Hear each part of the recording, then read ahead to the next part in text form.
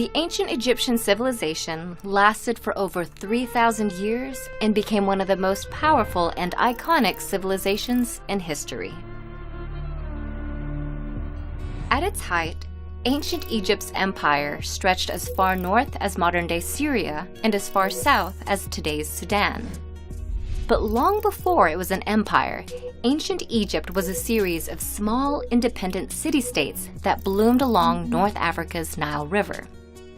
The city-states were divided into two regions and named according to the flow of the Nile: Upper Egypt in the south, which was upstream, and Lower Egypt in the north, which was downstream. By about 3100 BC, the two halves united, thereby creating one Egyptian state that lasted for millennia. The reign of this civilization can be divided into three major periods of prosperity, called the Old, Middle, and New Kingdoms, and two periods of instability in between, called the First and Second Intermediate Periods.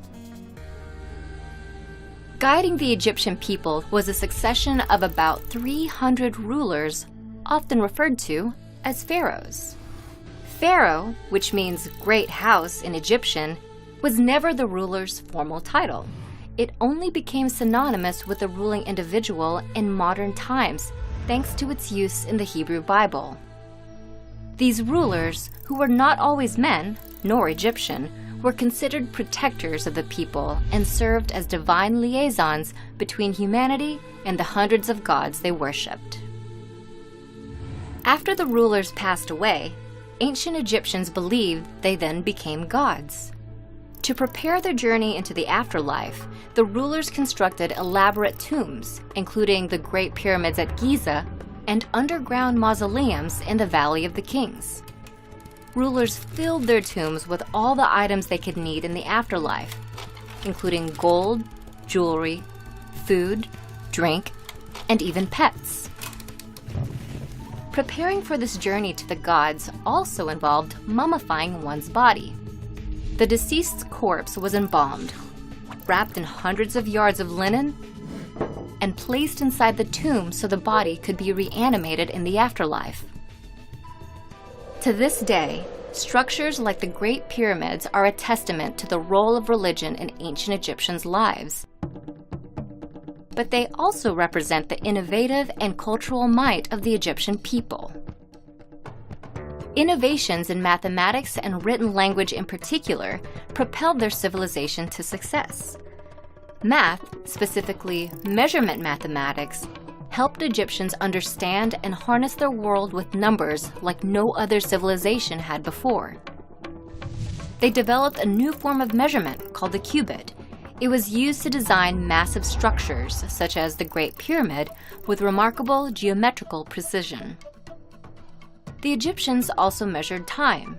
By combining mathematics with astronomy, they established a 24-hour division to the day and created a solar calendar, which was the first dating system in history to feature 365 days in one year. Lastly, Egyptians developed methods to measure and survey land around the Nile River. These civil engineering feats made way for the construction of dams, canals, and irrigation systems that helped farming and agriculture to flourish in the Nile Valley. In addition to mathematical concepts, the ancient Egyptians also created written languages to describe the world around them. The oldest and probably most well-known of these is hieroglyphic writing. This system was developed around 3150 BC during the Old Kingdom and has over 700 pictorial characters. It was used to inscribe monuments and pottery and predominantly served a decorative or ceremonial purpose.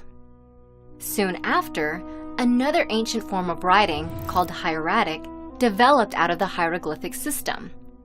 It was a form of cursive that was written in ink and served a more functional purpose. Unlike its more formal predecessor, hieratic was written on another ancient Egyptian innovation, papyrus. Papyrus was a type of paper derived from the papyrus plant, which grew plentifully along the Nile River. This medium gave the ancient Egyptians a new avenue of communication and record-keeping that allowed their civilization's administrative skill to grow and their culture to spread for thousands of years. As with all great empires, ancient Egypt came to an end. It was eventually conquered after a series of invasions, including those by the Persian Empire in the 4th century BC and the Roman Empire around 30 BC. Not many civilizations can claim a lifespan of over 3,000 years, let alone one that made vast cultural contributions that still resonate in modern times. Ancient Egypt, with its linguistic and mathematical innovations, spirituality and religion, and extensive political and military might, set a high standard for all civilizations that followed.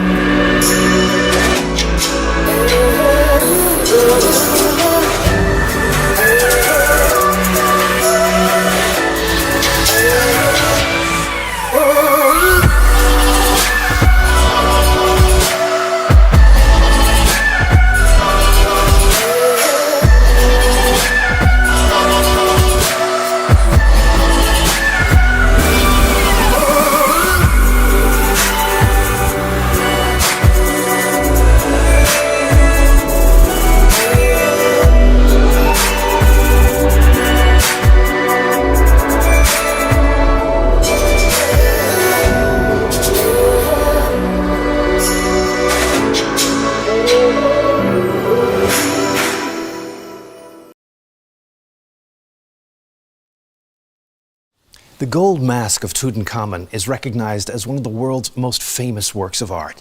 Made of solid gold and weighing some 25 pounds, it's a masterpiece of early goldsmiths' work. Its value is priceless, but who really knows what it symbolizes? Howard Carter uncovered the mummy of Tutankhamun in the autumn of 1925, 3 years after he discovered the tomb of the pharaoh. Covering the head and shoulders of the mummy was this magnificent gold funerary mask of unrivaled beauty. Funerary masks had a long tradition in Egypt long before Tutankhamun's reign. They were first used around 2100 BC by commoners. Back then they were made of painted cartonnage. It became common for mummies of Egyptian kings from the New Kingdom to be interred with a golden death mask. However, aside from Tutankhamun's mask, only one other royal mask of solid gold is known to exist, that of Susennen I from the 21st dynasty. That's some 300 years after Tutankhamun's reign. Apparently, all other gold masks had been stolen by tomb robbers. Tutankhamun's gold mask was crafted of multiple pieces. The face is a masterful example of chasing technique, and its features seem to express a feeling of sadness despite the pharaoh's youth. The eyes are sharp and animated, fashioned out of pale quartz with pupils of black obsidian. Thick inlays of lapis lazuli outline the eyebrows and the eyes. The chin bears a long plaited ceremonial beard, which juts forward and curves up at the end. The beard was considered a divine attribute, indicating the pharaoh's godlike nature. The gold mask of Tutankhamun is framed by a nemes, a special striped headdress depicted here with inlays of blue glass. The nemes could only be worn by the pharaohs. Commoners could never wear this kind of headdress. Gold was considered the mythical flesh of the shining sun god Ra. Since the king represented the sun god in the heavens, both in life and in death, the vibrant blue and gold stripes appear to us as an azure blue sky pierced with golden sunbeams. The headdress is crowned with a vulture and a cobra, the symbols of Upper and Lower Egypt. Here, they're fashioned out of gold with inlays of glass, carnelian, and lapis lazuli. The lobes of the ears, each shaped differently, are pierced for earrings. Below the gold face of the mask is a wide collar. It's embellished with semi-precious stones and pieces of glass. Each end is topped with the head of the falcon. A falcon also symbolizes the sun god Ra, with whom the king shall now become one.